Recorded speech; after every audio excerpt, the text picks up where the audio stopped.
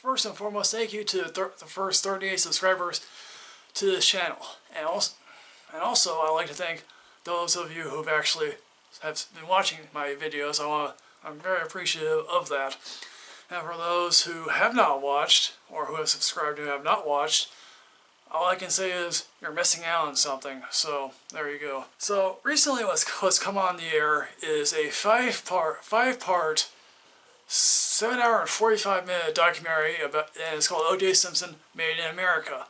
And it's directed by Erza Edelman, and 2 parts of this miniseries developed into OJ Simpson's early life, and also it intersects with the LAPD and how it became what. 3 and 4 are really about the OJ Simpson trial, and part 5 is really the aftermath. OJ Simpson was born in 1947. He was raised in a former barracks of the armed forces in San Francisco, and his mother worked the late shift at a hospital, and that really left his mother not really looking after him. His friend, they all really got in trouble, obviously. There never really was much money in the house to begin with, so again, his cousins would let him stay over at his place. They would have food, I guess. Simpson could really talk his way out of anything. There was one episode in which his friends and him were playing, they were playing dice in the school dice in the school bathroom. One of the teachers walked in on them doing this, and Simpson and his friends were escorted to the principal's office. And then O.J. Simpson starts to leave, and the principal says, "Why are you leaving?" And O.J. basically says, "Well, I walked my friends to the principal's office, like my teacher told me." So clearly we're dealing with a very clever person here. And then went to a junior college where he played football, and that's where it really gets discovered. O.J. Simpson then transfers to USC here. The most famous game that O.J. Simpson ever played was the 1968 USC versus UCLA football game, in which the most famous run, a lot of people remember that famous run of what O.J. Simpson did, was a result of a botched countdown. And so O.J. Simpson was able to run all these yards. O.J. Simpson married young, married a woman named Marguerite, and then she moved with him in the dorms. And considering that USC has a lot of alumni that really invested in football, they really got invested in him specifically. Obviously, these alumni saw things in O.J. Simpson. So, and really beginning in the really late 60s, there was this black empowerment of athletes, pretty much led by Muhammad Ali, Jim Brown, and some other athletes. And O.J. Simpson really just wanted to avoid them. Where O.J. really began to immerse himself in the white culture. He really viewed himself as really O.J., not really as a black person. Prospective students wanted to see him. Community leaders wanted him to speak at speaking engagements. Fellowship was in an all-star football team, I guess, so they had O.J. speak at one of these, get-togethers, and he, said, "Okay, where's fellowship? I know, I play against your brother." This is really where O.J. Simpson really began to rise at this possible marketable athlete here, because really there was an untapped potential for the black community, and also by the wide audience. Also goes back to what I said earlier. White Americans felt comfortable with O.J. They didn't feel comfortable with Muhammad Ali at the time. They felt comfortable with him because he didn't really have this black nationalist attitude, or did the fist at the Olympics. As soon as at USC, really, for the first time we're seeing a black person who they could really communicate, relate to, and possibly hang out with. O.J. is then drafted to Buffalo, which if you've ever been to Buffalo, it's quite cold, Buffalo's also really away from all the glamour and glitz of Hollywood. He really would have languished and really been forgotten about if it weren't for one man, that is Lou Saban. Lou Saban really saw the untapped potential in O.J. Simpson. All the while this is happening, Marguerite, who is O.J. Simpson's first wife, really began to feel, I'm really a single mother here. And it's like, ugh.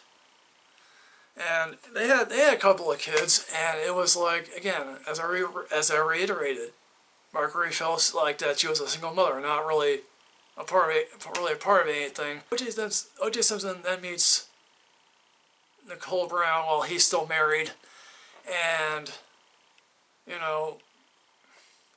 obviously OJ Simpson then divorces his wife, and then he marries Nicole, and I guess Nicole really sees the womanizer in him, and it really, basically their relationship is really tumultuous, and that's, given how the story ends, it's really saying something. Part of this of 1 and 2 is basically the LA story. Beginning in the late 1940s, African Americans began to leave in the South really in droves. They just realized there's no potential opportunity for us. Jim Crow is really strangling us, and LA seemed like the perfect fit for the African American community. They realized, oh, we're not going to be thrown out of our homes. We're going to get good jobs. We're going to make something for ourselves. We're not going to be discriminated against. And Los Angeles grew up to 600% by this time. The family itself was from Louisiana. They had a farm there, and this farm had no real opportunity for them. The African American community believed that, okay, our troubles are going to be behind us here. But again, the reality of it is yes, there was still racism going. There was still racism. Ezra Edelman really interviews Lang and Herman here, and they truly believe that what they saw on TV, that the LAPD was this nice organization that everyone could respect and idolize. That really began in the 1950s, and of course it really obviously wasn't always going to be idolized, but it's like, it really began in the 1950s under Chief Parker, and before then the LAPD was really a corrupt organization. Now, Parker was not always sympathetic to the needs of the black community, and he just really felt like, okay, stop your griping, we're not the South here. Beginning in the 1960s, there was really this belief of the LAPD as an occupying force in the black neighborhoods because on one side there was USC campus, on the other side of the USC football stadium were the slums basically. No one really went to the slums. A series of incidents eventually it leads to the Rodney King incident, but one incident in which a woman is shot over a bill in her yard and she's killed. That really sets off community leaders. Their thinking really gets the ball rolling, and the hatred of the LAPD by the black community. And Furman here is interviewed, and one of the things that's interesting here is a lot of the police officers don't live in LA. They live in Simi Valley, and the trial takes place in Simi Valley for the police officers of Rodney King, and obviously they are let go. Furman's interviewed about this and basically says, well, yes, you have a right to be angry, but why are you burning down your own neighborhood, basically? When this was all going on, Gates was at a fundraiser at his house. Gates is eventually let go and someone else takes his place. This all leads, and this all intersects to the O.J. Simpson trial. Parts 3 and 4 of O.J. Made in America are about the trial of the century. Like all the lawyers involved with this are interviewed, including Douglas and Bailey. The Cold Brown system. There was like 11 domestic disturbances here, and it's like, look, if there are 11 domestic disturbances by one person, I'm thinking to myself, ugh. It genuinely shocked people that they thought they really knew O.J. Simpson, but after this they were like, oh, I should have seen the signs. There are some genuinely fascinating tidbits here. Piero hated Bailey, O.J. Simpson's agent. He suggested, when it comes to the gloves, why don't you not take your arthritis medication? Which is like, wow. He suggested that. That's what I really think what plays into Edelman's strengths here as a filmmaker here. He shows you the hindsight of what happened all those years ago. It's like, yeah, everyone realizes this trial was a crock, and it's like he should have been convicted. Furman is like, yeah, I said a lot of shitty things. I went through some very shitty years, but at least I came out of it. Darn really was suckered into the glove thing, and even some of the jurors are even interviewed here, and they were like, don't try on the glove, don't make him try on the glove, don't make him try on the glove. And he was suckered into doing that. And it was like, that's when the jury really basically faulted him for that, basically. And Garcetti is basically interviewed, and basically he says, well, I don't think Darn would do this again if he was asked. I think he, Garcia would probably, Garcia was said he would still ask him, but it's like, I don't think Darden would ever do that. And people are now interviewed in this thing are Shapiro, Cochran, who's obviously dead, and and Darden. Darden became a professor after, since then started his own law firm. As the glove might fit, you might not quit thing, that was really a round table discussion. Cochran's final summation was like, if you truly watch the whole thing, it's like, yeah, this is one long-winded statement, but here's the thing: the jury loves him. The jury didn't care for Marcia Clark, and she says, yeah, I could see it in their eyes. Ito was a real glory hound when it came to celebrities. He had Larry King in his chambers one day. I thought they would at least have maybe a week for the jury to maybe argue this case and deliberate and Johnny Cochran was going to a winery with his wife, and then everything came back and it was like everyone was like, wow. Even Jeffrey Toobin, who's interviewed and wrote the book on which the FX series is based on, thought, okay, this guy surely has to be guilty. Also, Edelman interviews Barry Shank here, and it's like, Edelman really presses him on the evidence here, and it's like Shank is like, well, I did my job if that's what you're asking. So part 5 deals with really the aftermath of the trial and really OJ's descent into real pettiness. Gil Garcetti didn't believe that the jury deliberated. Carl Douglas believed they should at least have done it for maybe a day just to at least appear that they were, deliberating. And Edelman does interviews, as I reiterated, Edelman does interview some of the jurors, and they were like, you sequestered us for more than a year. So what else do you think was going to happen?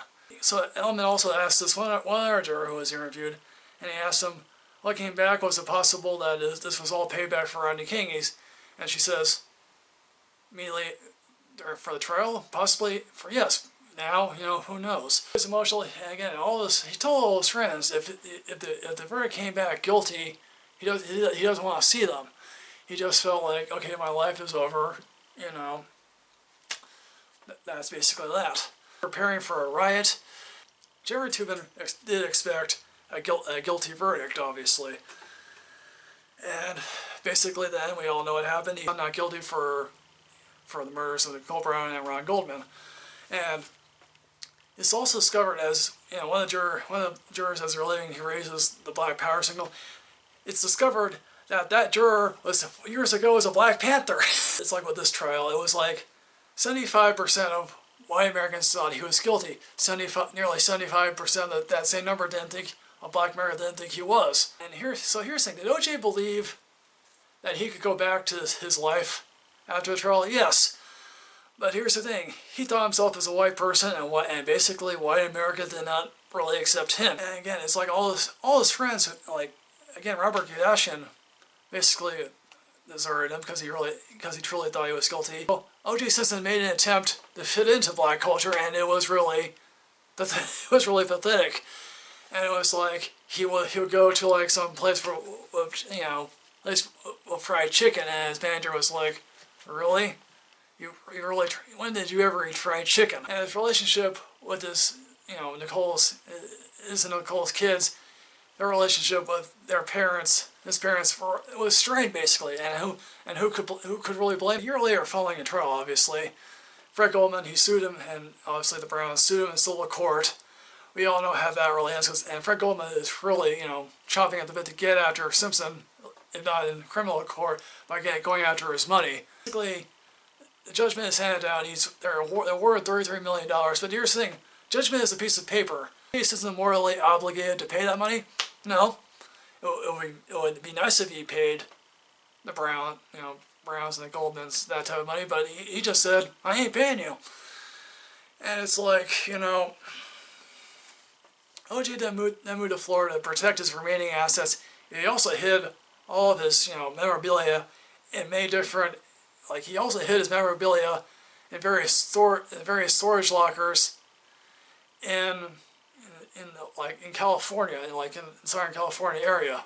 And so he moved to Florida.